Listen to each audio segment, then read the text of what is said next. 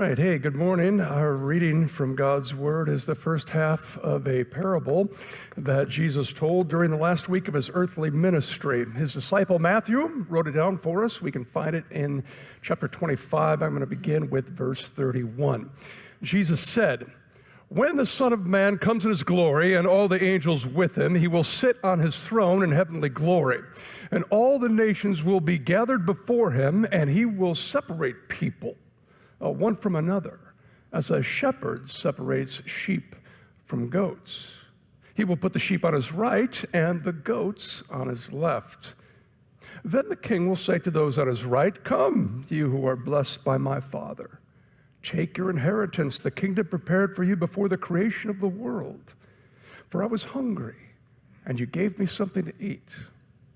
I was thirsty, and you gave me something to drink. I was a stranger, and you invited me in. I needed clothes, and you clothed me. I was sick, and you looked after me. I was in prison, and you came to visit me.' Then the righteous will answer him, 'Lord, when did we see you hungry and feed you, or thirsty and give you something to drink? When did we see you a stranger and invite you in, or needing clothes and clothe you? When did we see you sick or in prison and go to visit you?' The king will reply, 'I tell you the truth. Whatever you did for the least of these brothers of mine, you did it for me.'" This is the gospel of our Lord. Well, hey, God's blessings to you today.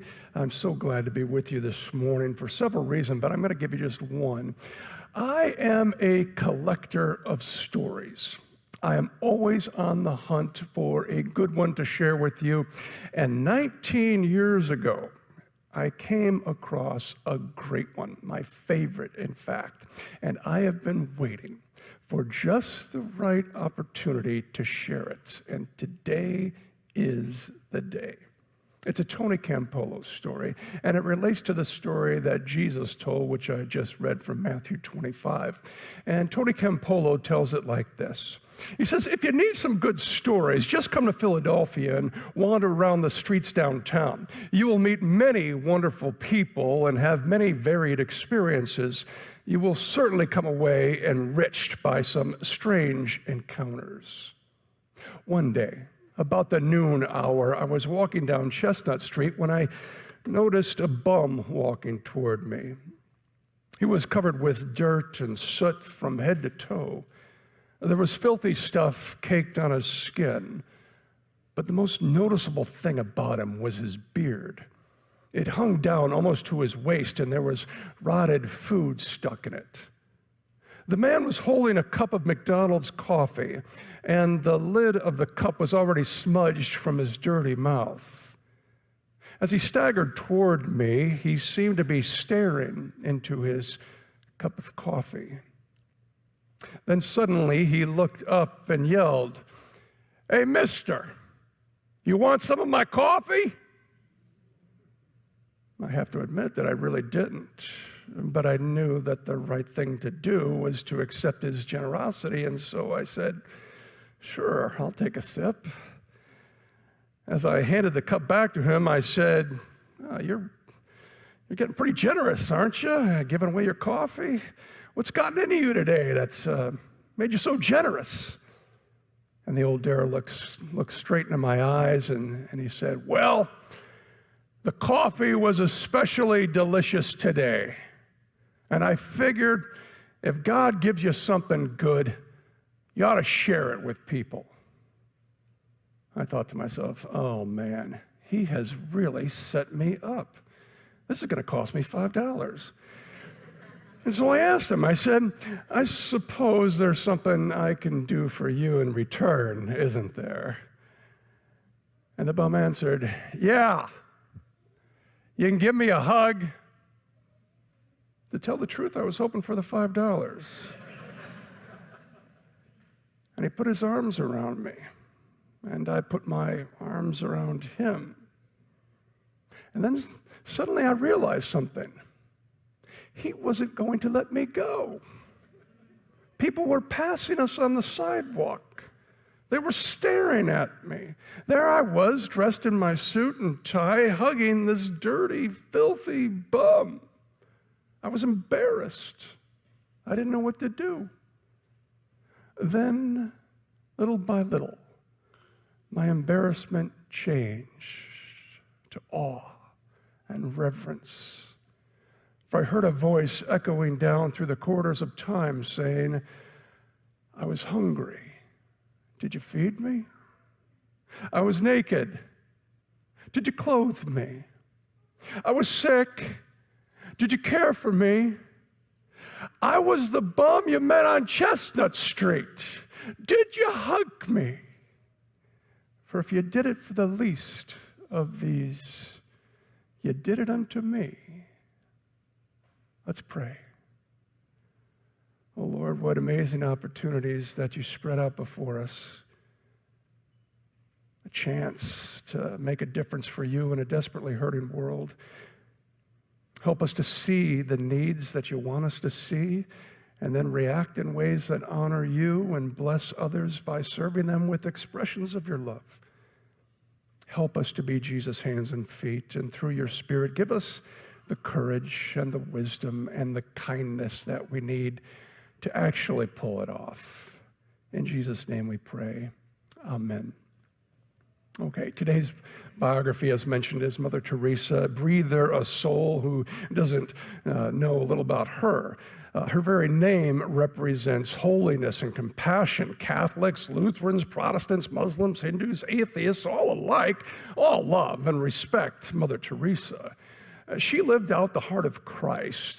She loved God and loved her neighbor as herself, and she made some of the poorest people on earth her neighbors. Here's a favorite saying of hers that I like to keep close by, and that is, God did not call me to be successful. He called me to be faithful. Faithfulness, not success. That's what God is after. You be faithful, he'll take care of the success. Well, how did Mother Teresa go about loving her neighbors? And why did she love them so wonderfully? I think her motivation was that story that Jesus told from Matthew 25, because she quoted it often. She said that she saw Jesus in every man, woman, and child that she met, and then treated them accordingly. She thought that the biggest problem on earth was being unloved. She wanted to show the love of Christ in all that she did, in helping the hungry child and the dying woman in the gutter. To her, all of these, the least of these, were simply Jesus in his most distressing disguise. Mother Teresa was born in the former Yugoslav Republic of Macedonia in 1910. Her parents, of course, didn't name her Mother Teresa. No, her given name is something that I cannot pronounce, and so I'm going to spell it out for you. Gonxha, and that's her first name. Her last name is Bojaxhiu.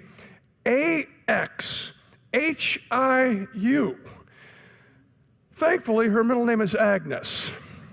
And that's what she went by. As a young girl, Agnes heard about the mission work being done in India and was inspired. And that is a great lesson for us today. Never underestimate what we show and tell our children. The next Mother Teresa just might be sitting in the room this morning or watching online. Let's inspire our children to greatness, and the greatness that's found in loving others the same way in which we've been loved by Christ. At the age of 19, Agnes entered the life of religious service to become a nun, and she was sent to Ireland to learn the English language. And 6 weeks later, she set sail for India to become a teacher. And she was completely shocked upon arrival. The woman who would spend her whole life serving the poorest of the poor realized that she had no real idea what true poverty looked like. In addition to her teaching duties, once a week, Agnes would visit the poor who lived in the shacks of Calcutta's slums. And she did this for 20 years. Then came September the 10th, 1946. While traveling to a retreat by train, her life would change dramatically. She said that she was riding along and praying, and she heard God's call to leave the convent in which she had taught and to go out into the street to help the poorest of the poor. She felt a calling to be a missionary of charity. She wasn't expecting that for her life. She wasn't planning on that, and yet felt called to do it. And she did it. Boy, did she. She was faithful, and God took care of the success. She started ministries and hospitals and schools and AIDS clinics and orphanages and hospices, thousands upon thousands of ministries all over the world. She went everywhere, literally world famous. She met with presidents and spoke with kings and queens and all kinds of big shots. She was great personal friends with Pope John Paul II and also awarded the Nobel Peace Prize. When she died in 1997, she left a legacy of over 4,000 sisters of charity serving Jesus around the world who still today carry on the work to which she devoted her life. Dallas Willard writes this. He says, it's very telling that Mother Teresa of Calcutta trained the people who worked with her, and she would not retain someone who did not smile. You had to smile. Now, you could make that a life-crushing legalism, kind of like a frozen smile, but bless her heart, she, of course, did not mean that. She meant a genuine smile that comes from the realization of the goodness of God wherever we are, even if you've just been dragged off the street and you're dying. You are dying in the arms of love. That is the kingdom of God. Well, two quick stories for you, which I think capture who Mother Teresa was. The first one is about her feet. Shane Claiborne writes, Mother Teresa was one of those people who sacrificed great privilege because she encountered such a great need. And people often ask me, what was Mother Teresa like? Sometimes it's like they wonder if she glowed in the dark or had a halo. She didn't. She was short, wrinkled, and precious, maybe even a little ornery, like a beautiful, wise old granny. But there's one thing I'll never forget. Her feet. Her feet were deformed. Each morning in Mass, I would stare at them. I'd wondered if she had contracted leprosy. One day, a sister said to us, "Have you noticed her feet?" We nodded, curious. And she said, "Her feet are deformed because we get just enough donated shoes for everyone, and Mother does not want anyone to get stuck with the worst pair. So she digs through them and finds them and uses them for herself." Second story, in his book, The Man to See, Evan Thomas tells about the time in 1986 when Mother Teresa went to visit the famous attorney, Edward Bennett Williams, to ask for his financial support for an AIDS hospice. Discussing it in advance with his associate, Paul Dietrich, Williams told him that he did not want to get involved. And so the two men kind of worded a polite refusal to the anticipated request. And when Mother Teresa arrived, she peeked over the lawyer's enormous desk and she made her appeal. Williams listened quietly, and then he gave his firm, rehearsed denial. Mother Teresa's response was to say, "Let us pray." The three of them bowed their heads in prayer. After the prayer, Mother Teresa started all over again and made exactly the same request. And once again, Williams turned her down. Then, once again, Mother Teresa said, "Let us pray." Williams rolled his eyes and he looked at the ceiling and realized that they would probably be praying for months if he didn't do something. All right, he said, and out came the checkbook. In the face of Mother Teresa's persistent commitment, he finally changed his mind and gave his support with a very, very large check. Well, those are good stories, aren't they? Humility and tenacity. Good stories. Speaking of which, what's your story? Maybe you're not sure. Well, I can help you out with the first part. You are beloved. Beloved by God. And God, in his great love for you, sent his Son to be your Savior from sin and eternal punishment.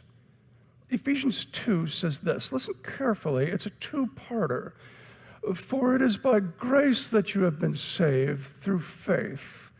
And this is not from yourselves. It's the gift of God, not by works, so that no one can boast. Now, that's part one. We don't work or serve or give in order to earn salvation. No. We're only saved by God's grace. Part two. For we are God's workmanship, created in Christ Jesus to do good works, which God prepared in advance for us to do. God made you to do good stuff.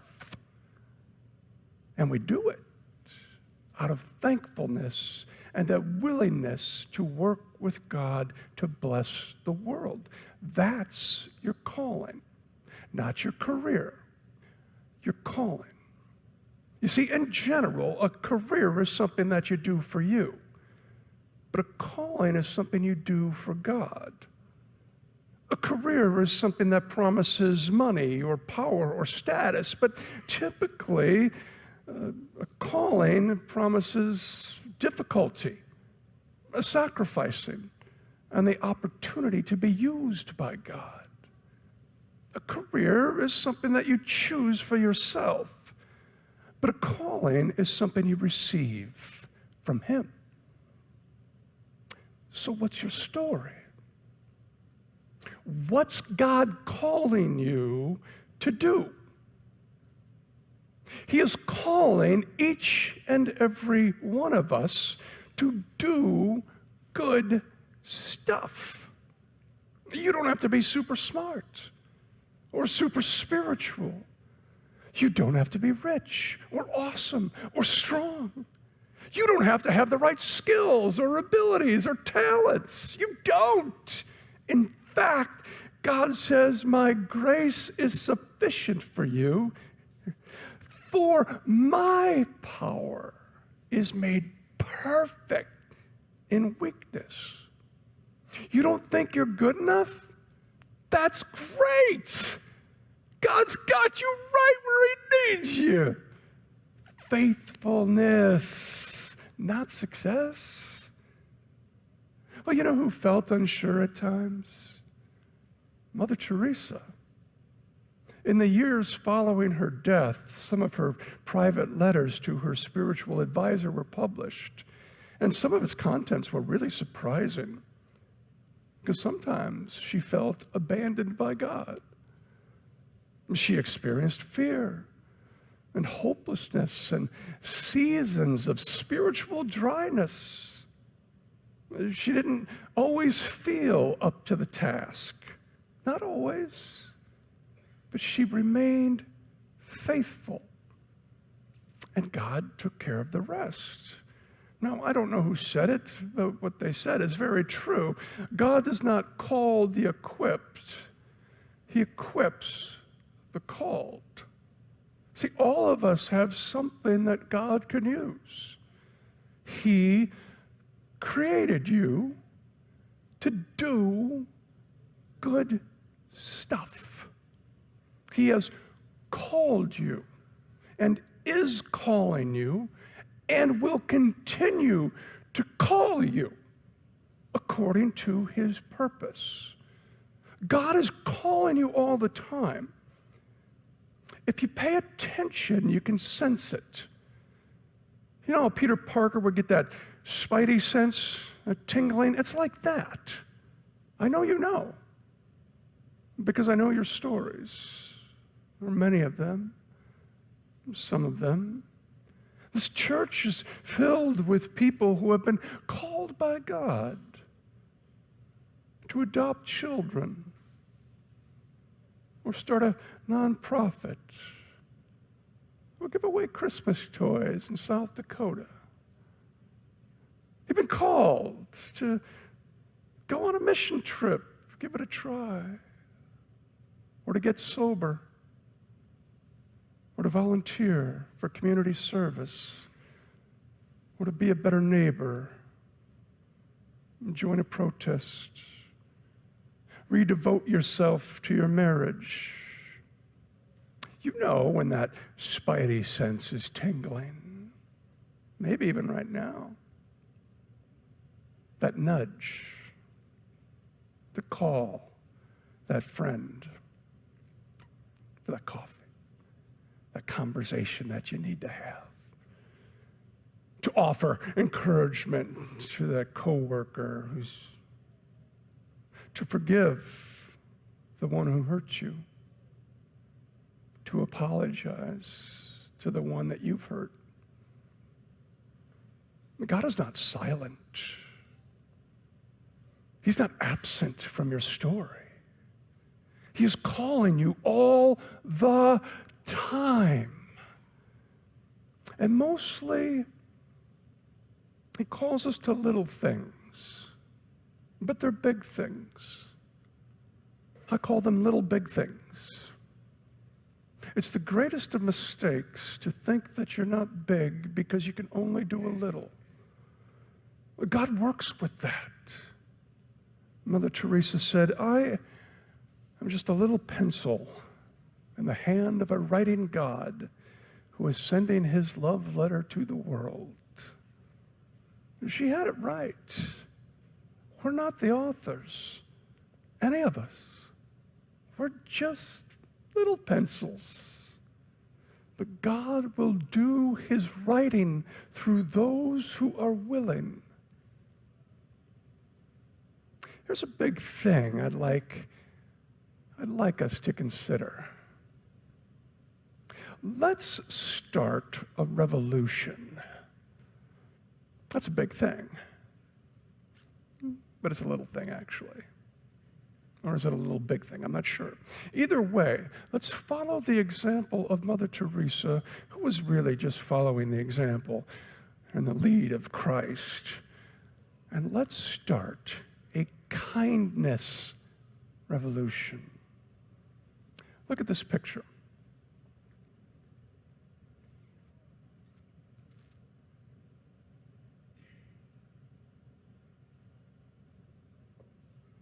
This picture was captured in 2016, and it went viral.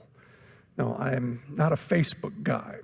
I think I have an account, by the way, so if you ever invite me to something through Facebook, I don't see it. I don't know how to get into it or get out of it. I don't. I signed up for it like 10 years ago and put some stuff. I'm not against it. I'm just not it. Okay, anyway. So I'm not a Facebook guy. I didn't know really about this picture at all, but I read it in Richard Beck's book, Stranger God. Great read if you're looking for a summer read. Stranger God by Richard Beck. It's awesome. Which is also where I ripped off the kindness revolution.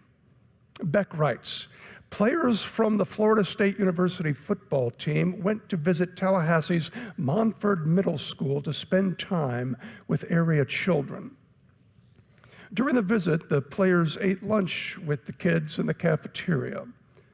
Travis Rudolph, a wide receiver for the Seminoles, spotted a child sitting off by himself, eating all alone in the crowded cafeteria. Travis approached the boy and asked him if he could eat lunch with him. Sure, why not, the boy said. and Travis sat down to lunch with Bo Paskey.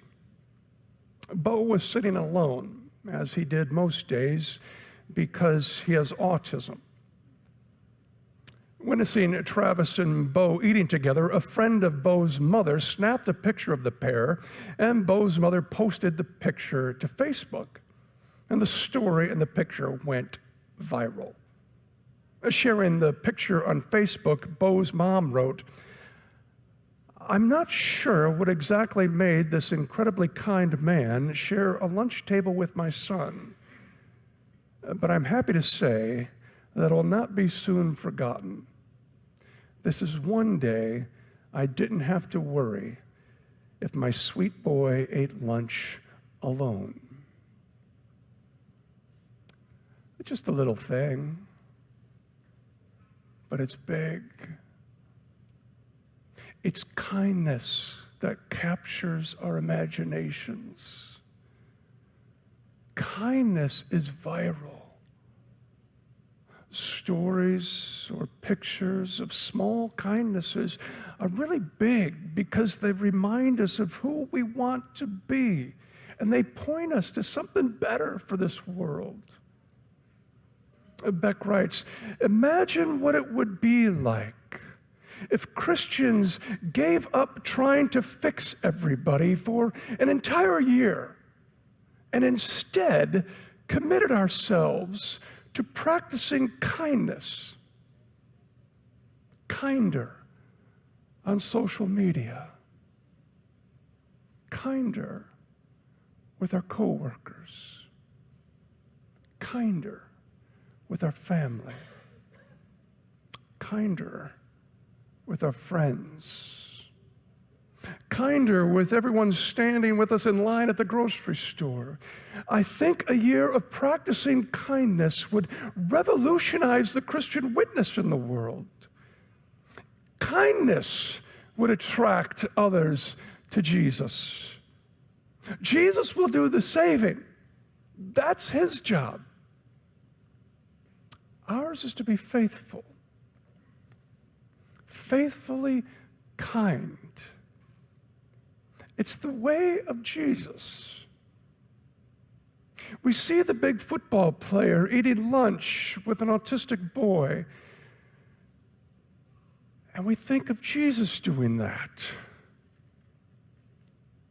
We see kindness, and our hearts leap at the flash of the recognition.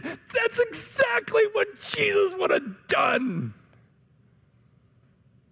It's exactly what he calls us to do. Let him write with you, little pencil, his love letter to the world, a little at a time. Sharing coffee with a down and outer on the streets of Philadelphia or St. Charles. Eating lunch with someone alone at a cafeteria table. And maybe, just maybe, moving far, far away to serve the poor. But you don't have to move far away. But then again, you might. Who knows? God knows. Spidey senses tingling. Pay attention. God is calling you all the time. Opportunities are all around us. Let's start a kindness revolution for Jesus' sake. If I tell you the truth, he says, whatever you did for one of the least of these, you did it for me.